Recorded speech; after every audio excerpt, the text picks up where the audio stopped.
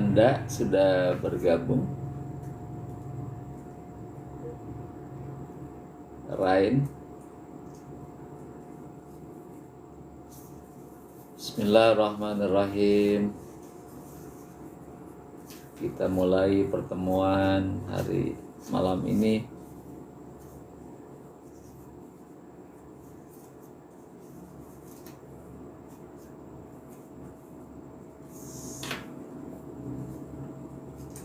Yang sudah bergabung silakan dibagikan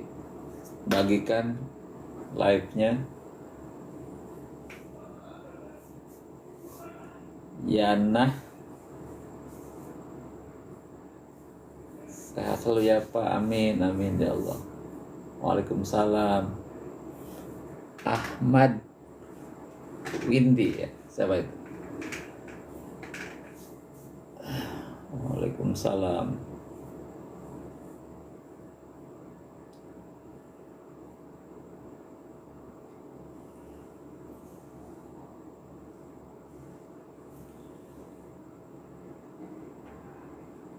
Ahmad Suwandi. Ahmad Suwandi alumni ya, tahun berapa itu? Tahun berapa Ahmad? Ahmad 2023 ya. Oh, tahun lalu ya. Kelas mana dulu Pak lagi?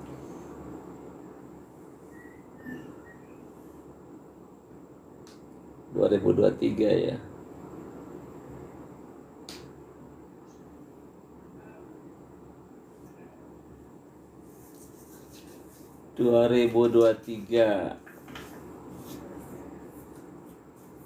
Coba kontak-kontak yang lainnya untuk alumni di kontak-kontak biar bisa ketemu malam ini. Oh, jarang masuk ya. Rajin atau jarang masuk? Ahmad Suwandi teh.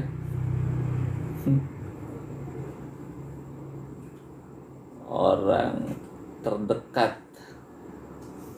Orang terdekatmu.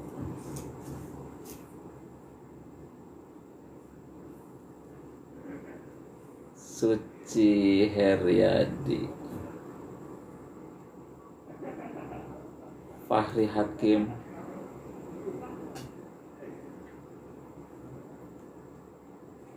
Mangga yang sudah bergabung dibagikan live-nya. Tadi khusus untuk yang alumni ya, yang alumni coba dibagikan biar kita silaturahmi malam hari ini lebih seru ngobrolnya. Rianto, Kilis, waalaikumsalam.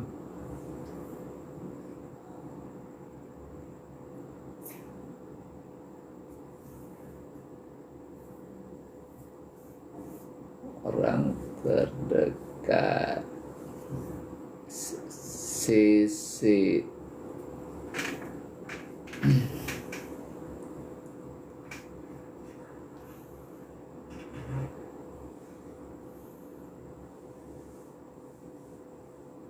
MJ belum masuk. MTes MJ silakan ditunggu. MJ alumni MTS MJ. Alhamdulillah sehat. Ahmad gimana Ahmad? Kuliah di mana Ahmad teh? Queen Melinda IPS 4. Gensha. Oh, Esa Unggul ya. Esa Unggul yang di Citra mana? Atau Esa Unggul yang di Jakarta?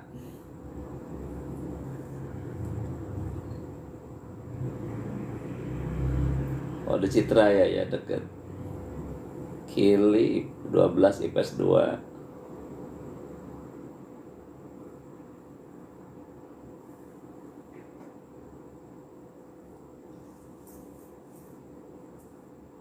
Sekarang udah pukul 20:30. Nur Atia 10.3 udah hadir.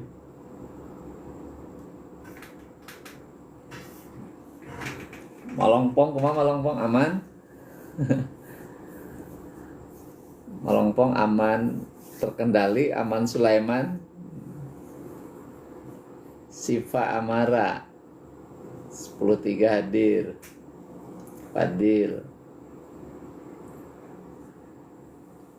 aman, damai, terkendali. Oh, Maulid Nabi jadinya tanggal 2 ya. Hari Rabu tanggal 2 jadinya. Tadinya Kamis karena ada acara Kamis itu. Dimaju ke tanggal 2. Resi Melani IP 1. Oh, alumni boleh datang, sangat boleh. Ya, untuk alumni kalau mau hadir, penceramahnya dari Jakarta yang suka tampil di TV. Akil IPA 1 udah hadir, Akil. Agus Nuryadi. Yang rumahnya Citra Raya, alumni silakan datang. Papih Masnin. Oh, udah pensiun Pak Masnin, udah pensiun ya, tahun kemarin udah pensiun. Udah pensiun Pak Masnin.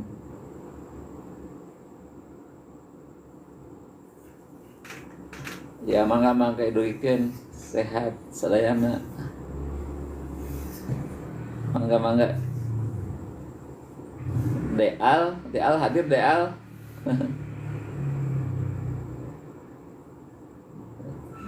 Deal hadir. Mitas.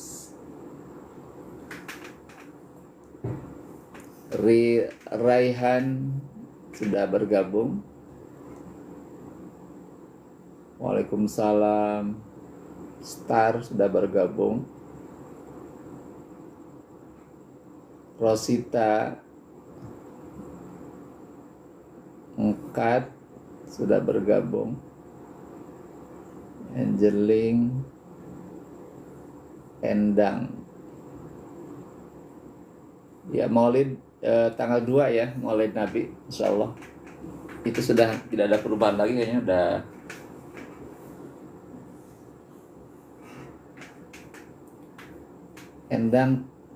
Endang tak kendang. Siapa itu? Iya, Pon Cikupa ini. Bintang IPA 2 sudah hadir. Desnita cantik sudah hadir. Queen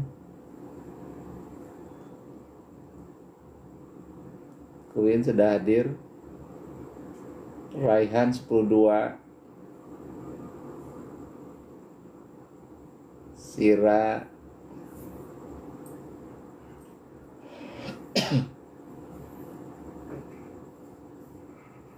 ya, nanti di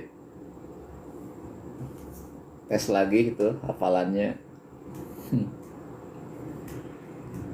Raihan aja. Ulas Dora sudah bergabung.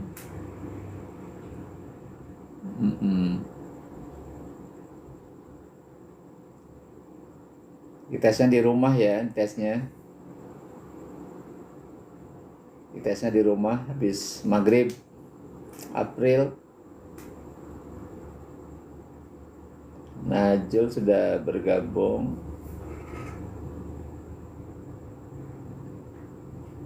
IPA 5 hadir semua, betul nih. IPA 5 hadir semua.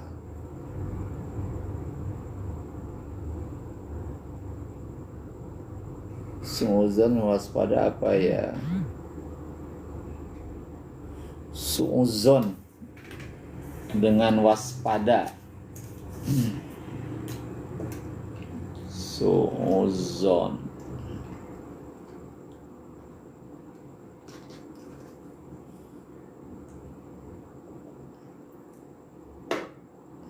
Suuzon itu titik tekannya kepada prasangka buruk.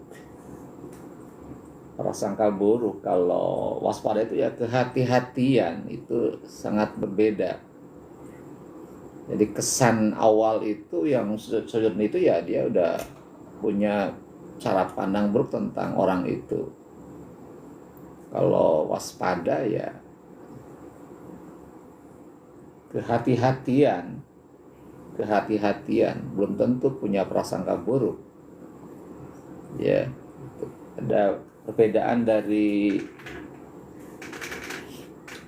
dari substansinya berarti. Kalau waspada tidak selalu tidak bertendensi buruk, tapi kalau suudzon kesan pertama itu sudah punya prasangka yang buruk, dugaan yang buruk ya gitu. Oh, IPA 5 sudah hadir semua ya, kecuali yang manis ya. Alhamdulillah sudah bergabung.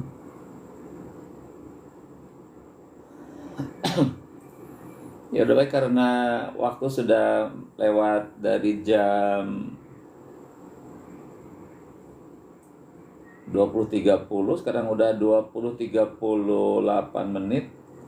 Sudah bergeser 8 menit, kita mulai saja sambil menunggu teman-teman yang lain kelas 10, 11, 12 juga.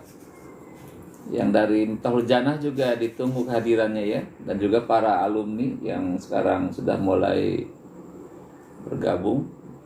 Kita mulai saja dengan kajian singkat.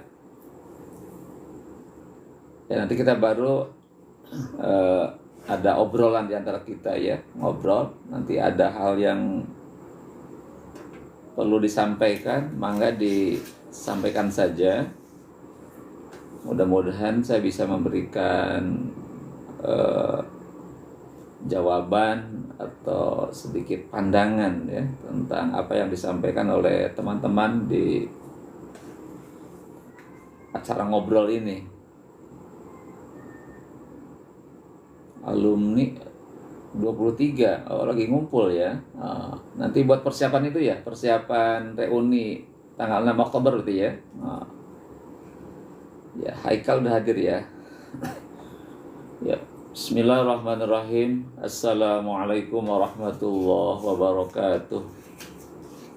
Innal hamdalillah wassalatu wassalamu ala Rasulillah wa ala alihi wa ashabihi wa mawalah wa la haula wa la quwwata illa billah.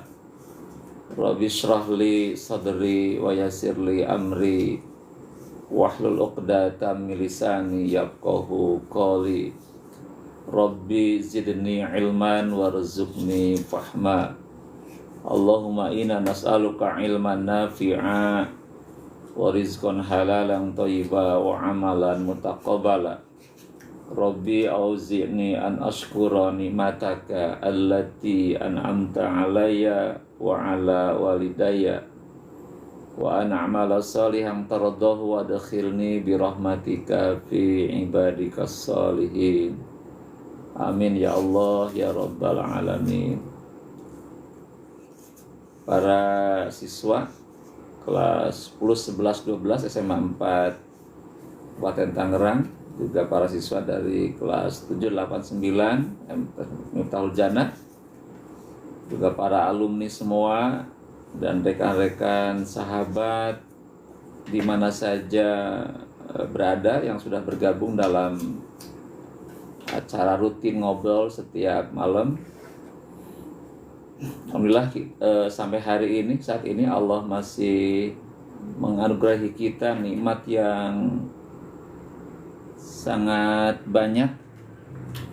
Nikmat iman, Islam, sehat walafiat, sehingga kita malam ini masih bisa bergabung, bisa ngobrol, bisa diskusi, tukar pendapat ya.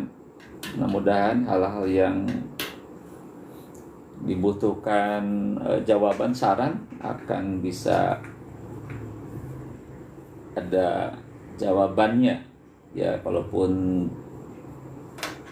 tidak bisa dijawab, kita coba cari rujukan atau referensi yang lain ya, yang dianggap valid untuk memberikan jawaban.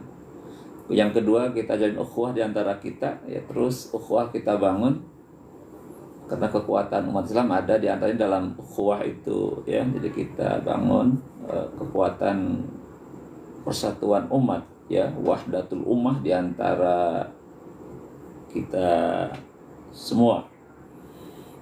Dan baiklah, untuk mengawali ngobrol hari ini, malam hari ini, saya ingin membahas tentang hadis Rasulullah Shallallahu Alaihi Wasallam tentang sosok mukmin yang kuat. Kata Rasulullah, mukmin yang kuat ya, al-mu'minul qawiyyu itu yuhibbu minal mu'minid dha'if. Dikata Rasulullah, mukmin yang kuat itu lebih disukai daripada mukmin yang lemah. Ya, sekali lagi, bahwa mukmin yang kuat itu lebih disukai daripada mukmin yang lemah gitu. Minimal ada di sini ada 6 sosok mukmin yang kuat. Ya, kita coba akan angkat tentang ada 5 atau 6 ya. Kalau cukup waktunya ada 6. Kita minimal 5 itu akan kita angkat. Ada 5 mukmin yang kuat. Yang paling awal, yang paling dasar adalah seorang mukmin itu punya kuwatul akidah. Itu yang paling dasar, yang paling fundamental. Mukmin yang kuat adalah mukmin yang punya kuwatul akidah. Punya kekuatan akidah yang kokoh, yang tangguh, yang kuat. Tidak goyah sedikit pun. Dia istiqomah tegak lurus. Apa itu? Dia punya keyakinan Allah adalah Rabb. Allah Tuhan yang menciptakan. Allah yang Tuhan yang mengatur. Allah yang menggenggam semuanya. Yang menciptakan, mengatur, dan memelihara alam semesta ini. Termasuk Allah yang mengatur hidup kita, Allah yang menggenggam diri kita. Itu hal yang paling mendasar ya. Jadi ada kekuatan akidah tertanam dalam jiwa kita bahwa Allah adalah Rabb, Tuhan yang menciptakan. Itu namanya tauhid rububiyah ya. Kemudian setelah yakin Allah Rabb yang menciptakan, mengatur, memelihara, mengendalikan, menggenggam alam semesta ini, maka yang kedua kita yakinkan Allah adalah ilah yang wajib disembah oleh seluruh umat manusia. Hanya Allah lah yang ilah yang layak disembah oleh umat manusia. Maka kita katakan setiap saat, kita bilang la ilaha illallah. Tidak ada Tuhan yang layak disembah illallah kecuali Allah ya. Itu hal yang harus tertanam dalam jiwa kita. Kita jangan sekali-kali punya keinginan untuk mengabdi beribadah kepada selain Allah. Hanya Allah Tuhan saya. Hanya Allah yang layak disembah. Karena Allah sebagai Rabb kita, Allah yang menghidupkan kita, Allah yang mematikan kita, hanya Allah. Maka hanya kepada Allah kita menyembah. Juga yang ketiga, hanya Allah lah yang layak dimintai pertolongan. Kepada Allah lah layak kita minta tolong. Tidak boleh minta tolong kepada selain Allah. Ada orang minta tolong kepada makhluk-makhluk gaib, ya, kepada jin, kepada setan dan sebagainya. Ya, gitu. Kita hanya minta tolong hanya kepada Allah. Iyyaka na'budu wa iyyaka nasta'in. Hanya kepadamu lah ya Allah kami menyembah, dan hanya kepadamu lah ya Allah kami mohon pertolongan. Dan kemudian orang yang punya akidah yang kuat akan timbul jiwa yang tenang. Tidak ada khauf, la takhaf wa la tahzan. Tidak ada takut dan tidak ada rasa sedih, tidak ada. Ya. Sepanjang Allah masih ada sebagai Allah sebagai Tuhan yang mengendalikan, maka orang-orang yang punya akidah kekuatan akidah, tidak ada rasa takut, tidak ada rasa gelisah, tidak ada rasa kesedihan, tidak ada. Hatinya akan tenang dan dia punya keberanian dalam menegakkan sebuah kebenaran. Yakinlah kalau kita menegakkan suatu kebenaran, maka Allah akan melindungi kita. Itulah buah dari akidah, ada sikap berani membela kebenaran, tidak ada rasa takut, tidak ada rasa gelisah, hanya Allah yang mendampingi kita. Ya, ketika ada kesulitan, Allah akan memberikan solusi atas segala permasalahan itu. Itulah yang dikatakan orang-orang yang punya akidahnya kuat. Dan ini harus tertanam dalam jiwa kita, harus kuat, istiqomah, teguh pendirian dalam kondisi apapun, situasi apapun. Kita hanya yakinlah Allah, tidak goncang keimanannya gara-gara rayuan jabatan, harta dan sebagainya, tidak. Ya, rayuan uang, tetap dia istiqomah dalam akidah. Tidak mau menjual akidah untuk sesuatu yang bernilai kecil. Menjual akidah hanya untuk jabatan, harta, dan sebagainya, tidak. Dia tetap hanya Allah yang harus kita yakini dalam hidup ini. Ya, itu hal yang harus kita miliki bagi seseorang yang mukmin yang kuat. Ya, dia punya keyakinan tentang Allah yang tertanam dalam jiwa. Itu yang pertama. Yang kedua adalah dia punya qawiyul ibadah, kuwatul ibadah, punya kekuatan ibadah. Saya yakin Allah sebagai Rabbnya, yakin Allah sebagai ilahnya, dan dia maka dari keyakinan itulah akan satu tumbuh rasa pengabdian kepada Allah. Karena Allah ciptakan kita semua pada hari ini ke dunia ini adalah untuk apa?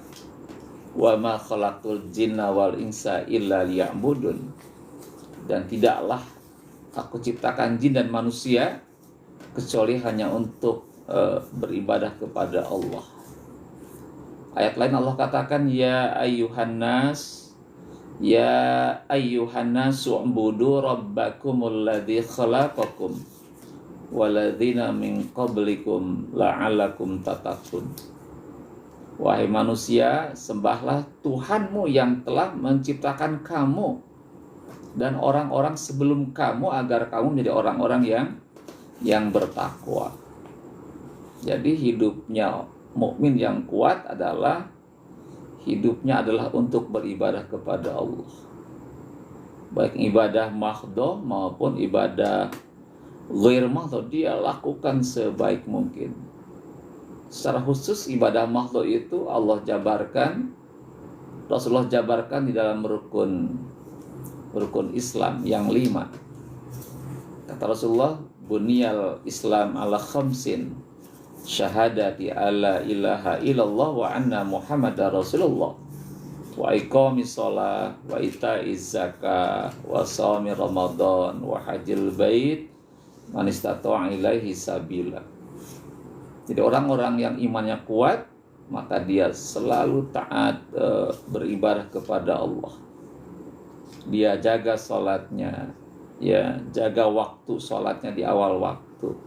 dijaga wudhunya, dijaga gerakannya, dijaga ucapannya, dijaga kekhusyuannya kepada Allah. Karena ruh daripada sholat adalah kekhusyuan itu sendiri, dan dia zikir kepada Allah. Aqimis sholah li zikri, dirikan sholat untuk mengingatku. Jadi intinya adalah ingat kepada Allah dengan benar-benar khusyuk. Itulah orang-orang yang imannya kuat. Dia jaga ibadahnya, jaga sholatnya, tidak berani melalaikan sholat.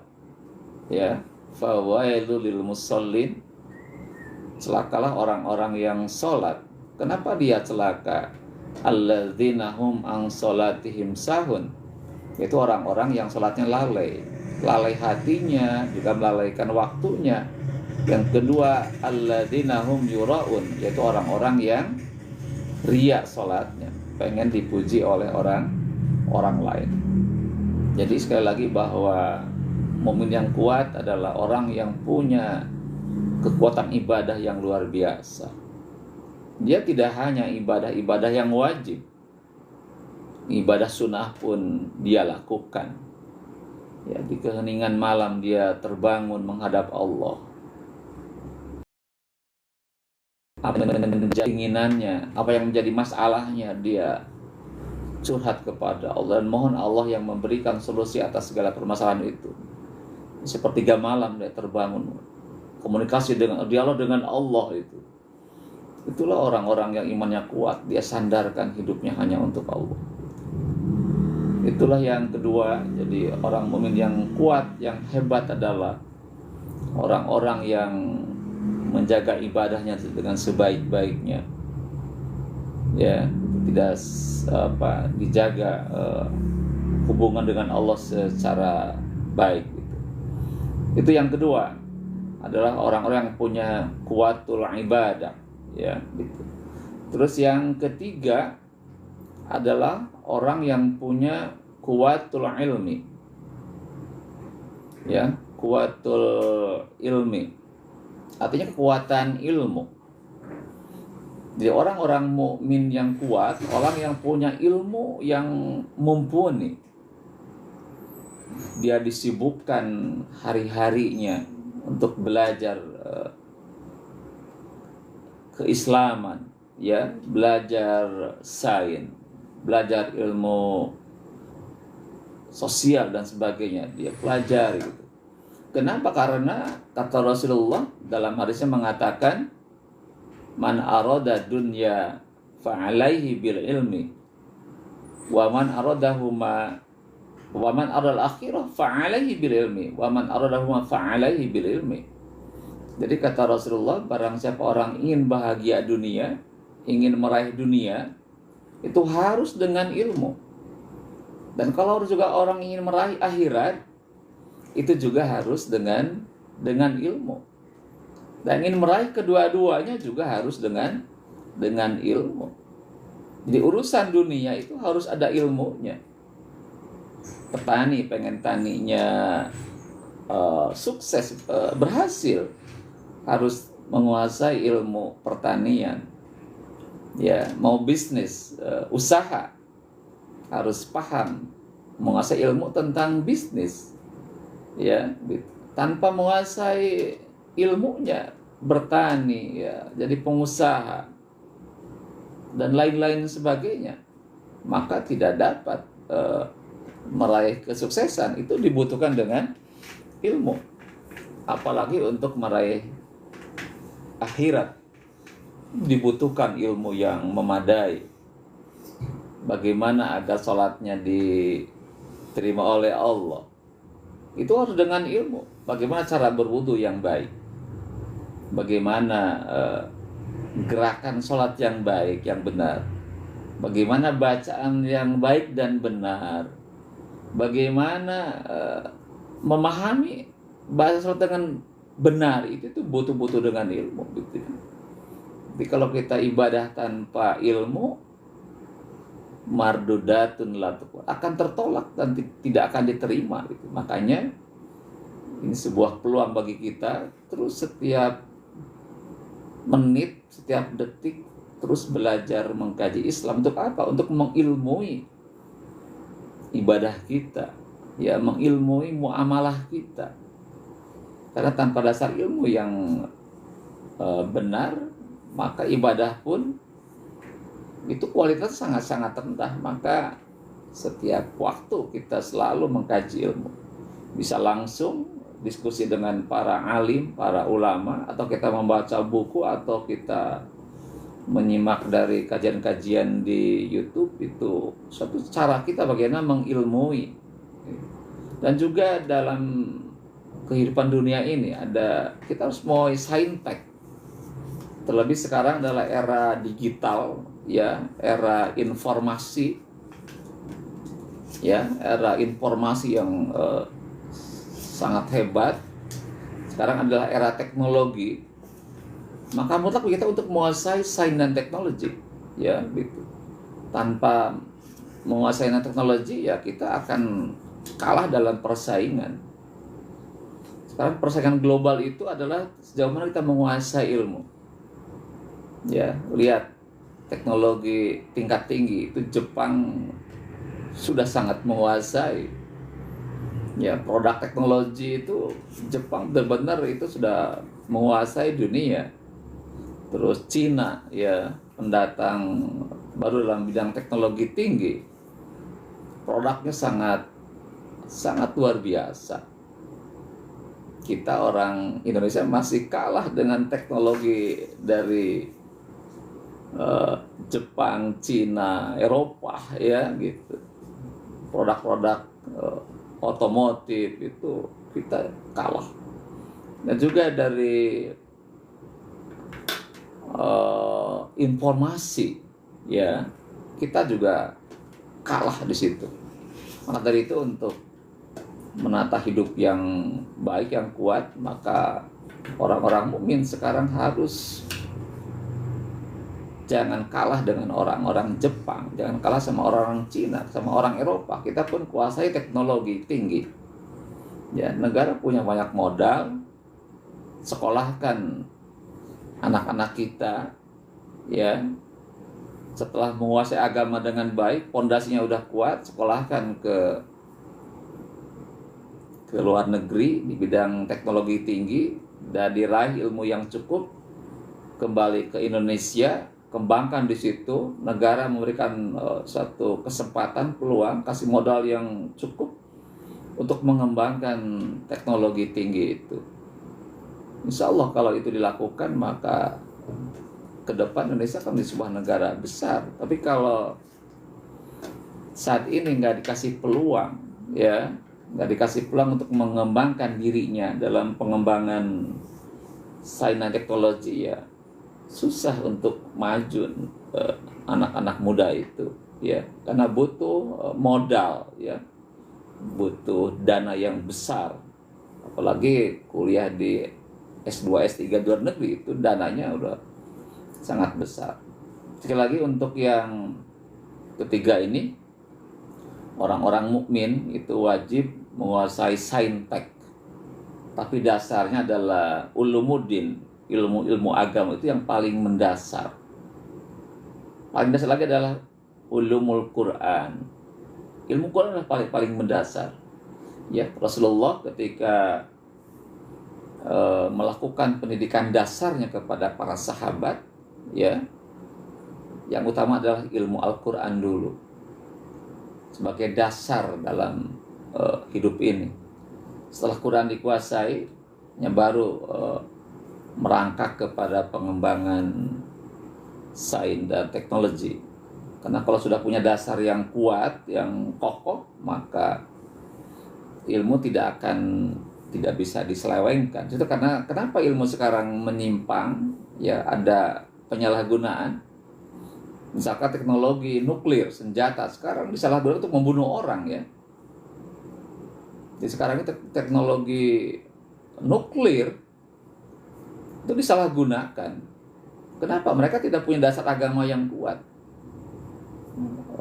Kejadian di Gaza, Palestina, teknologi tinggi digunakan untuk mengebom bangsa Palestina. Kenapa? Karena mereka tidak punya agama yang kuat. Kalau mereka punya agama yang kuat, maka tetap ilmu ini adalah untuk kebaikan, kemaslahatan umat manusia, bukan untuk membunuh orang. Nah, sekarang ini ada penyimpangan dalam teknologi, ya. Kenapa? Kan dasarnya memang lemah agamanya, ya. Maka juga lemah dalam pondasinya, gitu. Makanya kepada orang tua yang hari ini punya anak muda, ya, anak-anak kecil, maka sebelum mereka studi yang lebih tinggi lagi, maka tanamkan ilmu agama yang kokoh, yang kuat. Insya Allah dia tidak akan menyimpang, tidak akan menyalahgunakan ilmu untuk kemadaratan umat manusia, gitu.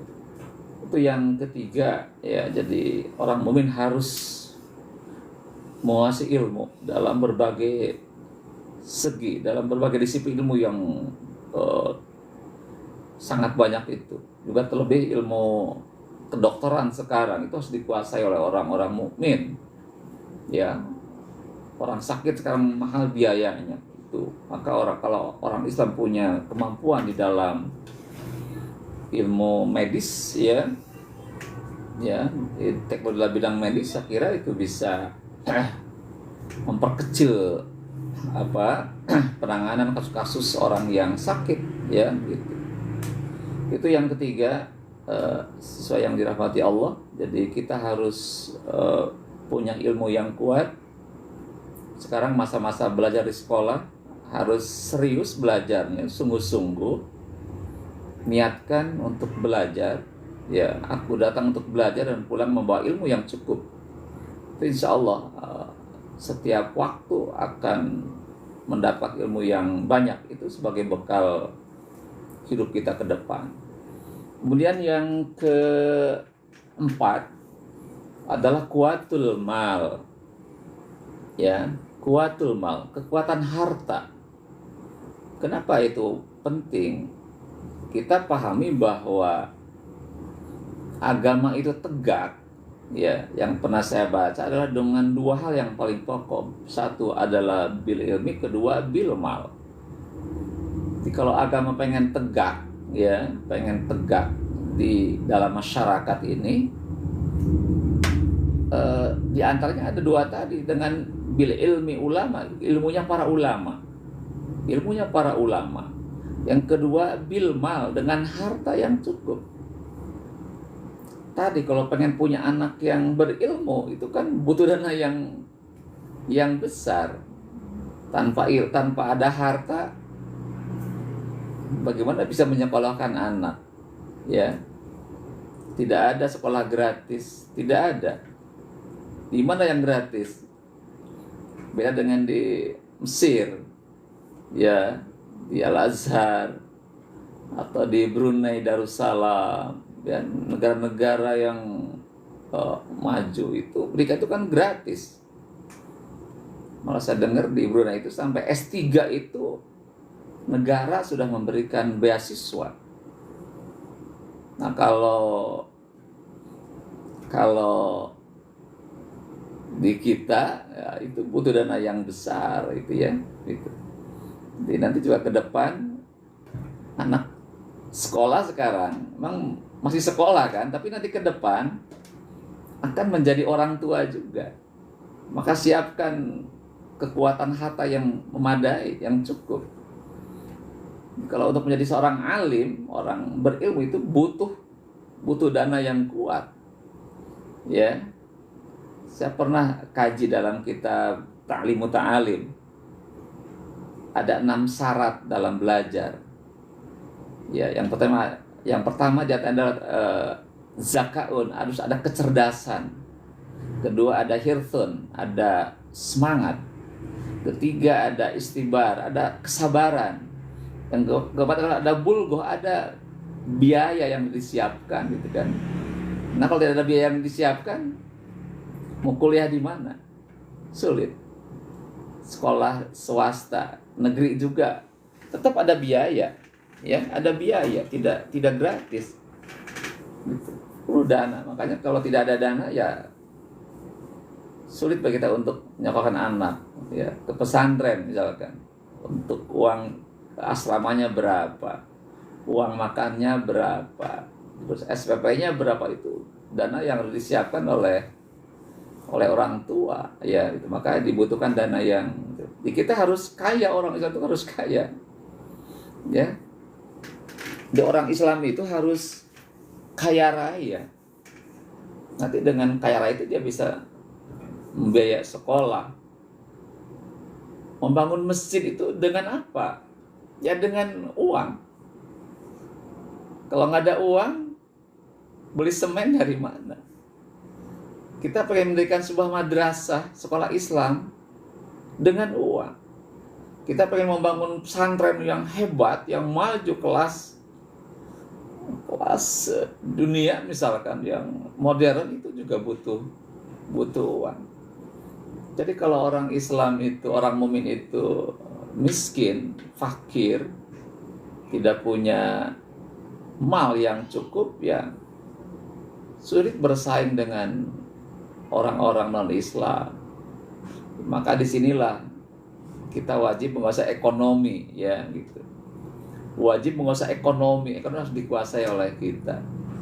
Ya, karena memang hari ini ya kita jujur mengatakan bahwa kendali ekonomi bukan di umat Islam. 1% orang kaya di Indonesia, dan mereka mayoritas adalah dari kalangan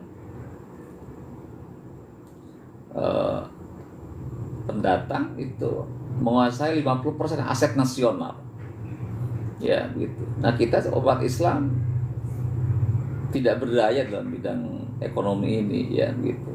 Sekali lagi, jadi untuk membangun sebuah kekuatan umat Islam yang hebat, ya harus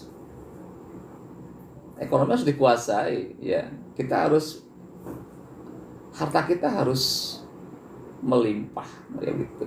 Ya, sehingga tadi bisa bangun pesantren, bangun majelis taklim, bangun masjid, bangun sekolah Islam, mengadakan pelatihan, pengkajian. Itu semua karena harus ada mal. Maka untuk meraih mal yang cukup, berarti tadi kita harus menjadi orang-orang yang produktif, ya, produktif.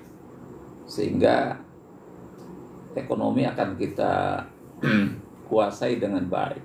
Kalau ekonomi sudah baik, sudah mapan, ya segala hal bisa kita lakukan. Tapi kalau tidak, harta kita tidak berdaya, tidak punya keuangan, tidak cukup uang yang memadai, ya kita akan kalah bersaing. Dunia militer, tentang kemiliteran itu butuh dana yang besar. Berapa harga pesawat tempur, ya itu butuh dana yang besar. Senjata berat itu mahal banget, ya gitu. Kalau kita tidak punya harta yang cukup, mal yang lemah, ya kita tidak bisa membangun kekuatan militer yang hebat, gitu. Itulah yang keempat, orang mukmin itu harus menguasai ekonomi sehingga ekonomi itu stabil, harta kita cukup, kaya raya, bisa membangun pendidikan yang hebat. Juga dengan harta yang memadai, kita bisa ibadah juga, bisa berhaji, bisa berzakat. Itu semua membutuhkan dana yang cukup. Tapi kalau kita secara mal tidak berdaya, ya sudah, kita menjadi objek, ya, orang lain, ya kita menjadi suruh, ya orang lain, dikendalikan orang lain. Tapi kalau kita punya harta yang cukup, kita bisa mengendalikan, bisa mengatur yang lainnya. Itulah yang keempat. Jadi orang mukmin harus kuat dari segi mal, harus kuat materialnya, ya. Maka ekonomi harus kita kuasai.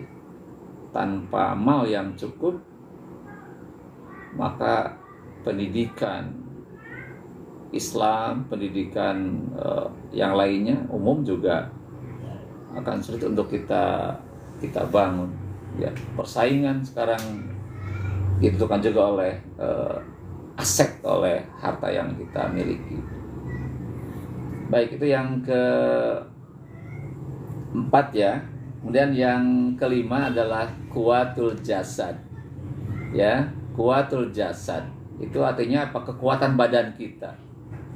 Jadi orang yang badannya kuat, sehat itu lebih Allah sukai daripada orang yang lemah badannya. Ya, yang lemah, yang tidak punya kekuatan, sering-sering sakit misalkan gitu ya gitu. Bagaimana agar tubuh kita sehat dan kuat ya gitu. Satu, pola makan yang teratur. Kedua adalah olahraga yang teratur. Ketiga, istirahat yang teratur. Kemudian yang keempat, ibadah yang teratur. Insya Allah kita punya tubuh yang sehat ya, makan teratur yang baik. Allah menyuruh kita untuk apa? Wakul washrabu halalan thayyiban. Makan dan minum makanan yang halal dan baik. Tapi begini, sekarang ada satu kondisi di mana bahwa ada sebuah upaya dari orang-orang yang ingin menghancurkan generasi muda Islam dengan memberikan makanan minuman yang berbahaya bagi tubuh. Ini adalah sebuah jebakan kepada orang Islam ya, terutama kalangan muda. Karena kalau orang mukmin itu, orang Islam itu kuat badannya, itu bisa menyusun kekuatan yang hebat. Tapi kalau orang mukmin itu lemah badannya, sakit-sakitan, ya kita tidak berdaya, sekalipun banyak ya tidak berdaya. Makanya sekarang ada upaya untuk meracuni anak muda dengan makan makanan minuman yang berbahaya. Tapi kita nggak sadar di situ. Ya sekarang perhatikan coba sekarang. Makanan, minuman yang mengandung zat pengawet, zat warna, pewarna, tadi kadang katanya pewarna tekstil. Itu untuk apa? Itu untuk melemahkan anak-anak muda Islam. Kita dengar dari berita ya bahwa ada anak-anak SMP yang sudah cuci darah.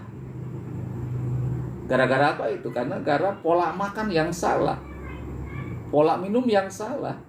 Jajan di sekolah ya, sembarangan jajan, ada sausnya merah merekah, nggak jelas dari mana itu bahan saus itu, ada pewarnanya, warna merah kuning hijau ya, ada pengawetnya, itu bisa berbahaya bagi tubuh.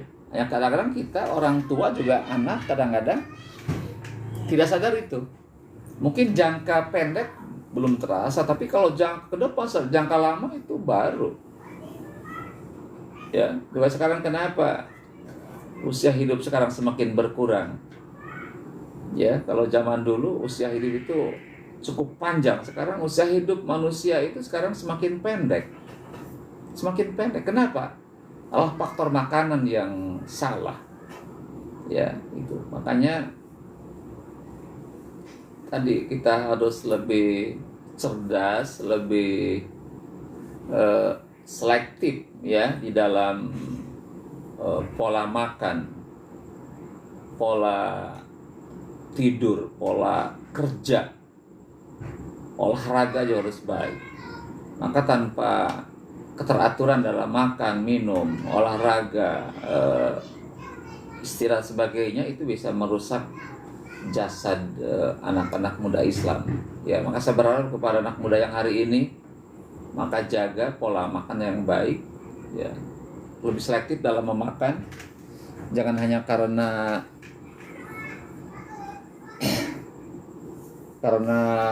enak, ya, karena menarik, langsung dimakan saja.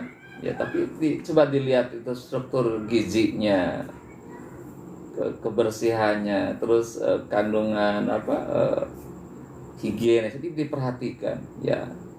Coba yang lebih alami itu bisa membangun tubuh yang sehat dan kuat gitu. Jadi sekali lagi untuk ke depan umat Islam dipertaruhkan dari sisi jasad gitu. Tubuhnya harus yang sehat dan kuat, ya. Tanpa itu ya sulit bagi kita. Jadi jebakan-jebakan makanan minuman yang kurang yang berbahaya itu ujung-ujungnya akan ingin merusak anak-anak muda kita. Makanya kalau tanpa ada arahan, pembinaan dari para ahli gizi, ya itu. Ya, yang ke depan anak muda hari ini, anak-anak SD, anak SMP, ya nanti kesananya bukan generasi yang kuat, malah generasi yang sakit-sakitan, ya, yang tidak punya kekuatan begitu. Itu para saudara sekalian, ya, ada 5 kekuatan dan satu lagi ditambah dengan kuwatul ukhuwah, ya. Kuwatul ukhuwah adalah kekuatan persaudaraan, ya. Jadi umat Islam itu akan kuat kalau kita bersatu, harus bersatu. Wahdatul ummah itu modal dasar, karena kalau kita mudah dipecah belah, kan prinsip banget, jangan pemicu perpecahan di antara kita. Masalah-masalah fikih, ya, yang bukan dasar, perbedaan masalah sholat taraweh, kunut, itu jangan jadi bahan perpecahan, jangan. Itu udah masa lalu kita. Sekarang kuatkan ukhuwah di antara kita, ya, gitu. Kuatkan ukhuwah kita. Jangan gara-gara hal yang kecil kita berpecah belah. Kata Allah dalam Al-Quran, wa'tasimu bihablillahi jami'an wa la tafarraqu. Wa'tasimu, berpegang kepada agama Allah, wa la tafarraqu, dan jangan bercerai-berai. Itu kuatkan ukhuwah di antara kita, ya. Pegang teguh agama Allah. Kita juga jangan hal yang kecil kita cerai-berai, karena kalau cerai-berai ya kita tidak punya kekuatan. Kita baca hadis Rasulullah SAW, katanya di akhir zaman ini umat Islam itu kayak buih di lautan, banyak tapi nggak kuat. Kenapa? Karena tadi tercerai-berai, ya. Yang kedua, mereka tidak mau berjuang untuk agamanya, tidak mau berjuang untuk agama. Mereka cari kepentingan masing-masing, ya sudah. Kalau orang tidak peduli dengan agama, ya sudah, siap-siap ke depan umat Islam akan mudah untuk dihancurkan, ya. Nah, kita sekarang ke depan perkuat ukhuwah ini, ya. Hal-hal yang remeh-temeh, yang tidak prinsip, jangan jadi pemicu di antara kita untuk bercerai-berai. Kita kuatkan akidah kita, ya, gitu. Dengan ikatan yang kuat, maka insya Allah kalau itu dibangun, Islam akan menjadi kuat dan negara kita menjadi sebuah negeri yang hebat. Tanpa itu semua, ya, kita akan mudah dihancurkan. Apalagi sekarang era global ini, Indonesia menjadi sebuah negara yang menjadi seperti makanan yang siap disantap oleh orang-orang lain, ya, gitu. Makanya agar kita menjadi sebuah bangsa yang hebat, harus ukhuwah di antara kita. Itu barangkali sekalian, sekali lagi, bahwa Allah menyukai mukmin yang kuat daripada mukmin yang lemah. Ada 6 kekuatan kita bangun. Kita harus punya 6 kekuatan.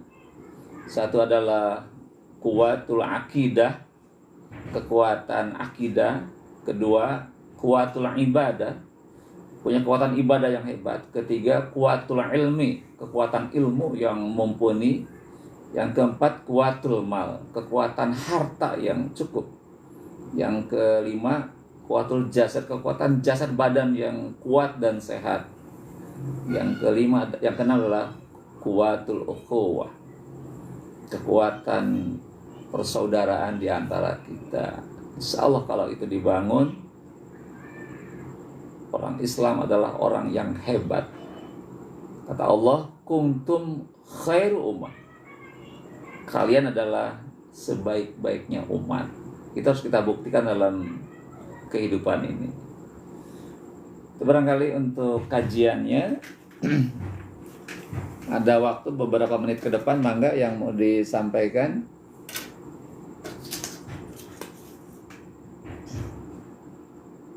Mangga yang mau disampaikan. Yesa baru hadir ya. Oh, dari tadi hadirnya. Al-Fikri saya belum bisa menebak siapa. Kisi-kisi agama, materi agama, ulangan agama ada 2 ya untuk kelas 12, yaitu materi tentang berpikir kritis dan yang kedua bersikap demokratis. Ya, untuk proses penyembuhan sekarang dalam proses ini ya, kita masih terus makan obat, juga pola makan diatur ya gitu. Ya, para sekalian, untuk kelas 12 siapkan untuk mid testnya, silakan. Saya sudah siapkan materinya, silakan dibuka YouTube-nya. Dibuka YouTube materi 1 tentang berpikir kritis, yang kedua materi 2 tentang sikap demokratis. Itu semua ada di situ. Kalau itu dibuka dengan baik, disiapkan baik, insya Allah tidak sulit ya, tidak sulit. Saya akan ngasih soal yang semudah mungkin, tapi tadi harus dibaca dulu materinya dari YouTube. Ya, buka YouTube PWG-nya, dibuka lagi. Yang 2 materi itu ya, materi 1 dan materi 2 tolong disimak dengan baik. Saya yakin bisa jawab dengan tepat. Kalau itu nggak dibuka, ini agak kesulitan ya. Insya Allah tidak akan sulit. Nggak ada lagi yang mau disampaikan. Kalau kelas 10 juga materinya ada 2 ya. Untuk kelas 10 materi ini ada, kelas 10 ada 2. Pertama materi karakter bertakwa di Al-Baqarah 1-5. Dan yang kedua masih juga tentang karakter orang yang bertakwa di Ali Imran 133-136 ya. Silakan dipelajari, itu sudah saya tayangkan di YouTube-nya, juga buka juga materi 1 materi 2 ya. Untuk kelas 10 dibuka materi 1 BTQ SMA, yang kedua materi 2 BTQ SMA, itu sudah saya tayangkan di YouTube, silakan dibuka saja. Maulid Nabi pematerinya dari Jakarta, Ustadz Muhammad Azhari Nasution. Ya, itu sering tampil di TV beliau ya. Istrinya Ustazah Sifa Maulida kalau tidak salah ya gitu. Coba silakan dibuka di YouTube Ustadz Azhari Nasution. Ya, dia cukup bagus karena juga termasuk mubaligh yang jam terbangnya sudah sangat tinggi, walaupun masih muda 30-an, tapi keilmuannya sudah mumpuni ya. Insya Allah nanti akan jadi materinya akan menarik ya gitu. Ada lagi yang mau disampaikan, silakan.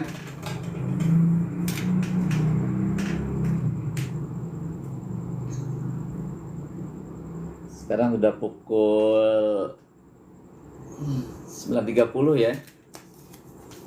Mungkin pertemuan kita sudah nyampe di batas waktu ya, karena kita rutin setiap malam dari jam 8.30 sampai jam 9.30. 1 jam barangkali cukup untuk acara ngobrol setiap malam. Bisa ada diskusi juga, nanti tadi ada materi ya yang disampaikan biar kita untuk menambah wawasan kita ya gitu. Kalau tidak yang mau disampaikan lagi, kita akhiri saja pertemuan malam hari ini. Semoga Allah meridhoi aktivitas kita ya, dan Allah memberikan ilmu yang bermanfaat. Rabbi zidni ilman warzuqni fahma ya. Kalau ada hal yang kurang berkenan, mohon maaf. Ya, tutup dengan baca hamdalah. Alhamdulillahirabbil alamin. Subhanaka Allahumma wa bihamdika asyhadu alla ilaha illa anta astaghfiruka wa atubu ilaik. Assalamualaikum warahmatullahi wabarakatuh. Hatur nuhun kasadayana, insyaallah enjing urang tepang deui.